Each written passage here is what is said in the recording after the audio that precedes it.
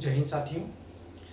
देखिए, हम सब संज्ञा की जो परिचयात्मक क्लास था उसको हम लोग देख चुके हैं।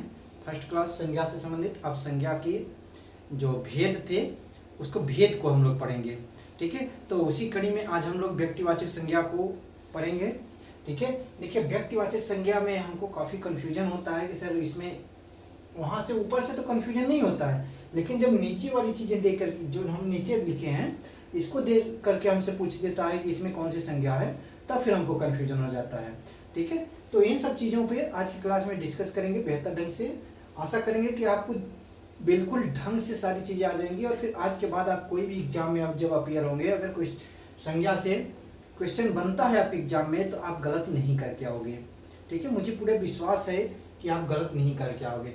चलो देखते हैं क्या है संज्ञा, व्यक्तिवाचक संज्ञा। ठीक है, इसकी एक प्रॉपर परिभाषा जान लेते हैं। ठीक है, उसकी परिभाषा जानने के बाद एक ऐसा यानी कि अनाड़ी तरीके का परिभाषा जिससे कि हम लोग पहचान पाएँ, वैसी भी परिभाषा मैं आपको बताऊंगा कि ऐसे आपको पहचान में आ जाएगा। ठीक है, देखिए एक जो व्याकरण की दृष्टि से एक परिभाषा देखते हैं बढ़िया सा, कि किसी वस्तु विशेष, स्थान विशेष या मनुष्य के नाम विशेष में व्यक्तिवाचक संज्ञा होती है। किसी वस्तु विशेष या फिर स्थान विशेष या फिर मनुष्य के नाम विशेष में जो संज्ञा होती है वह व्यक्तिवाचक संज्ञा होती है। यहाँ तक की बात तो समझ में आ गई है कि नहीं सर, किसी वस्तु विशेष या फिर स्थान विशेष या फिर व्यक्ति के नाम विशेष में व्यक्तिवाचक संज्ञा, नाम विशेष में। ठीक है, ध्यान दीजिएगा। जैसे कि मैं बोलूँ कि सूर्य, सूर्य क्या है, तो एक क्या है, सूर्य एक तारा है, चंद्र उपग्रह है। अब ये सब क्या है, विशेष है। ठीक है, आपको एक अनाड़ी परिभाषा मैं बता रहा हूं, ध्यान से समझिएगा कि अगर कोई भी वस्तु हो जाए वह अपनी तरह की एक ही है। ध्यान से समझिएगा कि कोई भी वस्तु या फिर स्थान अपने तरह का एक ही है, तो वह और फिर उसका किसी आधार पर वर्गीकरण करना संभव नहीं है। ठीक है, वह अपने तरह का एक ही हो और फिर उसका किसी भी आधार पे उसका वर्गीकरण करना संभव न हो, न किया जा सके उसका वर्गीकरण, तो वह क्या होता है, व्यक्तिवाचक संज्ञा के अंतर्गत आएंगे। वर्गीकरण न किया जा सके, जैसे कि मैं बोलूं कि सूर्य का क्या वर्गीकरण किया जा सकता है, लेकिन वहीं तारा बोलूंगा तो तारा कई हो सकता है वर्गीकरण, कि कई एक तारा होंगे ना। ठीक है, वहीं पे चंद्र बोलूंगा, तो चंद्र का वर्गीकरण हो सकता है, ये अपनी तरह का एक ही है। जो हम एक व्याकरण की दृष्टि से हट करके एक परिभाषा बताए हैं कि वह एक ही हो, अपने तरह का एक ही हो और फिर उसका किसी आधार पे वर्गीकरण करना संभव ना हो, तो वह क्या होते हैं, व्यक्तिवाचक संज्ञा के अंतर्गत आते हैं। ठीक है, ये तो आपको अनाड़ी परिभाषा याद कर यानी अपने दिमाग में बैठाए रहेंगे तो आप बिल्कुल ढंग से सारी चीज़ों को समझ लेंगे। बस इतनी ही चीज़ें आपको समझनी है कि वह किसी आधार पे वर्गीकरण ना हो और फिर अपने तरीके का एक ही हो। ठीक है, जैसे सूर्य है, चंद्र है, उत्तर प्रदेश, क्या उत्तर प्रदेश कोई और है क्या, नहीं है। वहीं पे मैं राज्य बोलूँगा तो राज्य है। ठीक है, राज्य किस राज्य की बात कर रहे हैं, उसका वर्गीकरण करना हो जाएगा संभव। राजस्थान बोले तो अपने तरीके का एक ही है। ठीक है, पृथ्वी बोली तो क्या है, एक ही है। ठीक है, ये सब क्या हो जाएंगे, व्यक्तिवाचक संज्ञा के अंतर्गत आ जाएंगे। अब देखिए कुछ चीज़ों को हम लोग जान लेते हैं कि क्या क्या व्यक्तिवाचक संज्ञा होती है। ऐसे लिख लीजिएगा आप सब भी कि निम्नलिखित में व्यक्तिवाचक संज्ञा होती है। निम्नलिखित में किसमें देखिए, नदियों के नाम, अगर नदियां बोल दें, ठीक है, नदियां तो होती हैं जातिवाचक, लेकिन नदियों के नाम, जैसे नदी बोलेंगे तो किस नदी के बारे में बात कर रहे हैं, कोई स्पष्ट हो रहा है बात, नहीं हो रहा है। अगर नहीं हो रहा है तो वह तो जातिवाचक में हो जाएगा, लेकिन यहाँ पे व्यक्तिवाचक संज्ञा सर हम लोग पढ़ रहे हैं। व्यक्तिवाचक में नदियों के नाम, जैसे कि मैं बोलूंगा गंगा क्या है, किसी स्पेशल गंगा की ही बात करें और किसी नदी की नहीं। ठीक है, ब्रह्मपुत्र, ठीक है, कावेरी, ऐसे कई एक नदियां हो सकती हैं। ठीक है, स्पेशल जो अपने तरीके के एक ही हो, कावेरी एक ही है। पर्वतों के नाम, जैसे कि हिमालय पर्वत,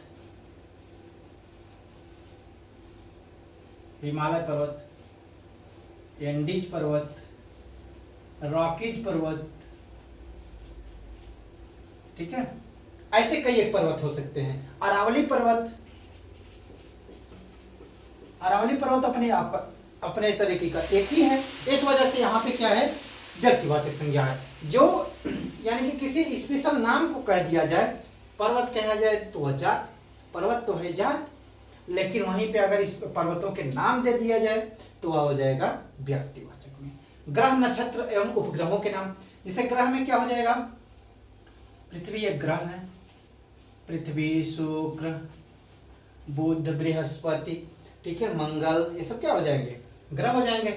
नक्षत्र में स्वाति हो जाएगा, जैसे स्वाति नक्षत्र होता है नहीं, स्वाति नक्षत्र, ठीक है। उपग्रह में क्या हो जाएगा, जैसे कि ज्ञानीमीड, ज्ञानीमीड सबसे बड़ा उपग्रह बृहस्पति का, ठीक है, ज्ञानीमीड। और फिर चंद्र, चंद्रमा, ऐसे हो सकते हैं, कई एक उपग्रह हो सकते हैं। तो यह क्या है, चंद्रमा एक ही है, ज्ञानीमीड एक ही है, स्वाति नक्षत्र एक ही है, ठीक है, शुक्र एक ही है, शुक्र ग्रह एक ही है, पृथ्वी एक ही है। तो ये सब क्या हो जाएंगे, ग्रह, नक्षत्र और फिर उपग्रहों के नाम, ये सब सारी चीजें क्या हो जाएंगी, व्यक्तिवाचक संज्ञा के अंतर्गत आएंगे, ठीक है। अब आ जाते हैं वार और माह। वार का मतलब होता है दिन, दिन का पर्यायवाची होता है वार, ठीक है। तो देखिए वार और माह के नाम होंगे, तो वह क्या होंगे, व्यक्तिवाचक संज्ञा के अंतर्गत आएंगे, ठीक है। जैसे कि सोमवार, मैं बात करूंगा, सोमवार कह दिया, मंगलवार कह दिया,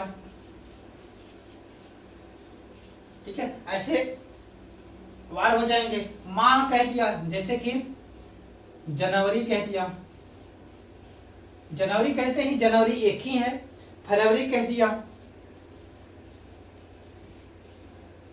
क्या इसका किसी आधार पर वर्गीकरण करना संभव है, नहीं है, ठीक है।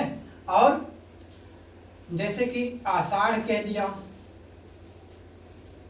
और कार्तिक कह दिया, कुछ हिंदी महीने भी ले लेते हैं, ये सब क्या हो जाएंगे, ये सब हो जाएंगे व्यक्तिवाचक संज्ञा के अंतर्गत। बात समझ में आ रही है कि कैसे कैसे हो रहे हैं सर। स्थान के नाम, जैसे कि इलाहाबाद, ठीक है, जयपुर, राजस्थान की राजधानी जयपुर, ठीक है, रावर्टसगंज, ठीक है, ऐसे कई हो सकते, मिर्जापुर, ठीक है, उत्तर प्रदेश, आगरा, ऐसे कई एक हो सकते हैं। स्थान के नाम क्या होते हैं, व्यक्तिवाचक संज्ञा, ठीक है। भाषाओं के नाम, जैसे कि हिंदी एक भाषा है, क्या हिंदी का वर्गीकरण किया जा सकता है, क्या नहीं किया जा सकता। उर्दू, उर्दू, पंजाबी, ये सब क्या हो जाएंगे सर, तो ये सब हो जाएंगे व्यक्तिवाचक संज्ञा के अंतर्गत, ठीक है। आगे देखिए पत्र पत्रिकाओं के नाम, जैसे कि दैनिक जागरण,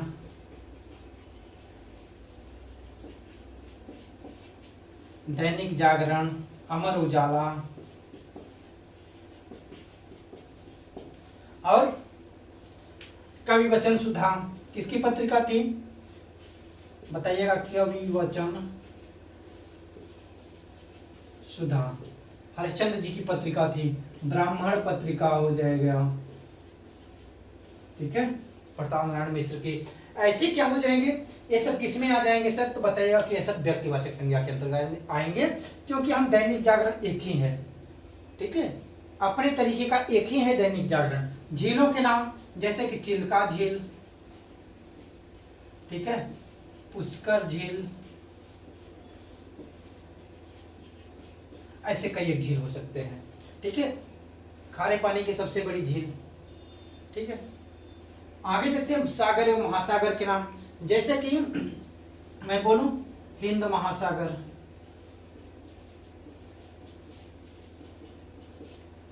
हिंद महासागर, ठीक है, प्रशांत महासागर, ये सब क्या हो जाएंगे, ये सब क्या हो जाएंगे, ये देखिए सागर और महासागरों के नाम स्पेशल कहा जाएगा। हिंद महासागर क्या है, एक ही है, ठीक है, ये अपने तरीके का एक ही है ना। प्रशांत महासागर एक ही है, अरब महासागर एक ही है, अरब सागर, अरब सागर, ऐसे हो गए। एक क्या हो गया, अगर केवल सागर दिया जाएगा सागर तो जातिवाचक में हो जाएगा, लेकिन उसी का नाम दे दिया जाएगा, अरब सागर है, हिंद महासागर है, प्रशांत महासागर है, ठीक है, ऐसे करके दे दिया जाता है तो वहां पे क्या हो जाएगा, व्यक्तिवाचक संज्ञा। पुस्तकों के नाम जैसे रामायण, गीता, ठीक है, रामायण, गीता, बाइबिल और कुरान, ये सब क्या हो जाएंगे, ये सब क्या होंगे, तो बताइए आपकी पुस्तकों के नाम, स्पेशल पुस्तकों के नाम अगर पूछा जाए तो आप बता सकते हैं कि यहाँ पे होगा सर व्यक्तिवाचक संज्ञा होगी, बिल्कुल बता सकते हैं। सारी चीजें बहुत ही आसान है ये सब संज्ञा। तो अब देखिए एक चीज यहाँ वाली चीजें कंफ्यूजन क्रिएट करती है हमारे माइंड में कि जब हमसे ऐसे पूछ लिया जाता है तब, तो इसको नोट करके लिख लीजिएगा आप बिल्कुल ढंग से बढ़िया से कि यदि कोई व्यक्तिवाचक संज्ञा किसी सर्वनाम या संज्ञा की विशेषता बतलाने हेतु, यदि किसी कोई व्यक्तिवाचक संज्ञा या सर्वनाम की विशेषता बतलाने हेतु प्रयुक्त होती है अथवा वह अपने मूल अर्थ को छोड़ करके लाक्षणिक अर्थ को अभिव्यक्त करने लगती है तो वह व्यक्तिवाचक संज्ञा जातिवाचक संज्ञा हो जाती है, या फिर बन जाती है, या फिर बदल जाती है।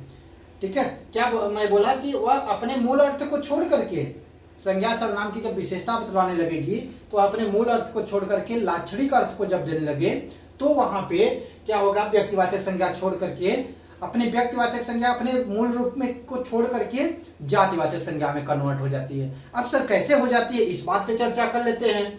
देखिए यहाँ एक दो कॉलम बना लीजिएगा ना, ऐसे लाइन खींच के, एक तरफ व्यक्तिवाचक एक तरफ जातिवाचक लिख लीजिए। ठीक है, देखिए जैसे कि जयचंद कन्नौज का शासक था, जयचंद मैंने बोल दिया तो यहाँ पे पता हो रहा है कि कन्नौज का शासक कौन था, जयचंद था सर। वही चीज मैंने बोल दिया कि आज देश में जयचंदों की कमी नहीं है। इसका मतलब क्या था कि जयचंद यहाँ पे क्या हो गया कि धोखेबाज से मतलब हो गया कि धोखेबाज, ये धोखेबाजी किया जा नहीं अपने देश के राजाओं के साथ, तो वही हो गया, यहाँ धोखेबाजों की कमी नहीं है हमारे देश में। अगला देखिएगा, विभीषण रावण का भाई था, विभीषण रावण का भाई था। अब विभीषण कहते हैं दूसरे शब्द में ले लिया। अब देखिए ऐसे देकर के क्वेश्चन पूछता है कि वह तो विभीषण है। अब विभीषण का मतलब वह तो विभीषण है, यहाँ पे कहने का भाव यह था विभीषण मतलब कि अपना भेद पुराण बताने वाला, ठीक है, अपने घर के सारे स्थिति परिस्थिति को दूसरे के घर बता देने वाले को विभीषण कहते हैं।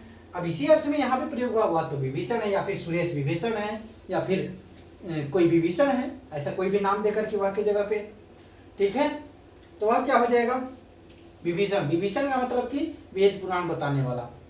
बात समझ में आ गई। अगला देखते हैं, रावण लंका का राजा था, रावण लंका का राजा था। यहाँ पे देखिए विभीषण जो आया, विभीषण व्यक्तिवाचक संज्ञा के सेंस में आया है, और फिर यहाँ पे रावण भी व्यक्तिवाचक संज्ञा के अंतर्गत आया है, लेकिन यहाँ पे विभीषण क्या, इसकी इस वाले का विशेषता, वह का विशेषता बतलाने लगा, तो विशेषता बतलाने लगा तो विशेषता मतलब विभीषण, विभीषण मतलब कि अपने घर की स्थिति परिस्थिति को बताने वाला। अगर बताने वाला हो गया तो यहाँ पे क्या हो जाएगा, जातिवाचक संज्ञा। रावण लंका का राजा था, यानी कि आज घर में रावण, आज घर में हर घर में रावण है, आज हर घर में रावण है। रावण का मतलब क्या हो गया कि अहंकारी लड़का, अहंकारी, ठीक है, कुदृष्टि देखने वाले, दूसरे के नारी पे बुरी दृष्टि डालने वाले, इस सेंस में रावण को लेते हैं ना। तो यहाँ पे रावण का अगर रावण विशेषता बतलाने लगा, हर घर में रावण है, तो ये क्या हो जाएगा, जातिवाचक संज्ञा के अंतर्गत आएगा। और यहाँ पे रावण था, रावण लंका का राजा था, यानी कि रावण एक ही था, लंका का ही राजा था, तो वह क्या हो गया यहाँ पे व्यक्तिवाचक संज्ञा। लेकिन यहाँ पे अगर आ गया तो यहाँ पे जातिवाचक संज्ञा के अंतर्गत हो जाएगा। चीजें समझ में आई। आगे देखिए, हरिश्चंद्र सत्यवादी राजा थे, सत्यवादी राजा थे। यहाँ पे मोहन तो हरिश्चंद्र है, यहाँ पे देखिए हरिश्चंद्र किस में आया, व्यक्तिवाचक संज्ञा के सेंस में, और फिर यहाँ मोहन तो हरिश्चंद्र है। हरिश्चंद्र कहने से मतलब है कि वह कभी झूठ नहीं बोलता है, मोहन हमेशा सत्य ही बोलता है। तो यहाँ पे क्या हो गया, इस मोहन की विशेषता बतलाने लगा हरिश्चंद्र, तो इस वजह से यहाँ पे जातिवाचक संज्ञा हो गया। बातें समझ में आई क्या, अच्छे से ढंग से बढ़िया से, ठीक है। तो यही था क्या चीज, व्यक्तिवाचक संज्ञा। ये क्या था, व्यक्तिवाचक संज्ञा। आशा करते हैं सारी चीजें समझ में आ गई होगी, बहुत सरल टॉपिक है। और फिर कुछ यहाँ से क्वेश्चन बनते हैं तो इसको आप लोग ध्यान से देख लीजिएगा कि अगर कोई संज्ञा सर्वनाम की विशेषता बतलाने लगता है व्यक्तिवाचक संज्ञा, तो वह व्यक्तिवाचक संज्ञा किसमें, जातिवाचक संज्ञा में बदल जाती है। और लाक्षणिक अर्थ अगर देने लगती है तो वह जातिवाचक संज्ञा में बदल जाती है। बातें समझ में आ गई होगी अच्छे से सारी चीजें।